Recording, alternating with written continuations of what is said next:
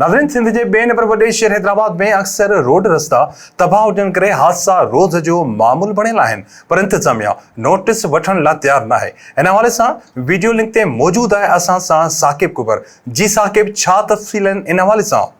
जी बिल्कुलु, मां मूंखे ॿुधाईंदो आहे त सिंध जे ॿिए नंबर वॾे शहर हैदराबाद में बि जेके आहिनि बुनियादी सहूलियतूं न हुजण जे करे आवाम जेको आहे उहो सख़्तु परेशान आहे। मां तव्हांखे ॿुधाईंदो आहे त हैदराबाद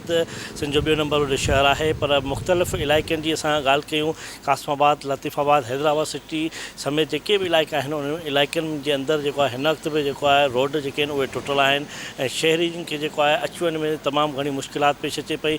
इन खां अलावा मां तव्हांखे इहो ॿुधाईंदो आहे त जॾहिं त जेको हुकूमत हुई उन हुकूमत जे दौरान जेको आहे उहो शहरनि जेको आहे बार बार उन्हनि खे इल्तिजा कई हुई त हैदराबाद शहर जेको आहे उहो खंडराट जी ॾेख ॾियणु लॻो आहे, उनजी जेकी बहितरी लाइ कुझु कयो वञे, पर कंहिं बि हैदराबाद शहर जे लाइ न सोचियो। हिन वक़्तु हैदराबाद मेयर जेको आहे काशिफ़ ख़ान शोरो पीपल्स पार्टी जो आहे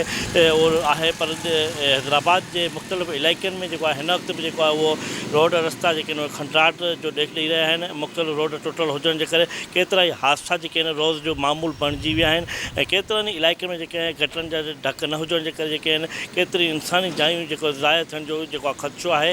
इन खां अलावा मां तव्हांखे ॿुधाईंदुमि त शहरियुनि जो चवणु आहे त मेयर हैदराबाद खां गुज़ारिश कयूं था त जेके हैदराबाद जे इलाइक़नि में जेके आहिनि रोड रस्ता कासमाबाद, सरिश नगर, शीदीकोट समेत मुख़्तलिफ़ इलाइक़नि में जेके आहिनि रोड जेके आहिनि टुटल आहिनि उहो फौरी तौर ते उनजी मरम्मत कराई वञे त शहरी जेके आहिनि उहे पंहिंजी बहितर ज़िंदगी गुज़ारे सघनि। ऐं उन इलाइक़नि में जेको आहे रोड टुटल हुजण जे करे जेको हुते ड्रेनेज जो जेको निज़ाम जेको आहे उहो तमामु ख़राबु आहे। ड्रेनेज जो पाणी रोडनि ते बीठल आहे, रोड ख़राबु आहे, केतिरा ई जेके आहिनि हादसा थियनि था, पर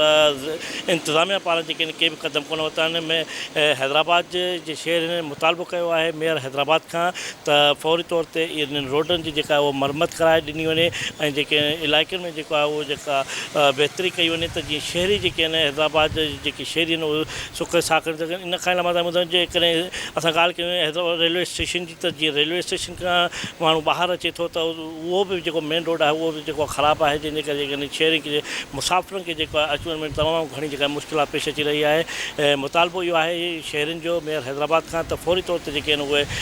रोडनि रस्तनि जी मरम्मत कराई वञे त जीअं शहरनि खे जेको अचु वञ में जेको तकलीफ़ न थी सघे। जी।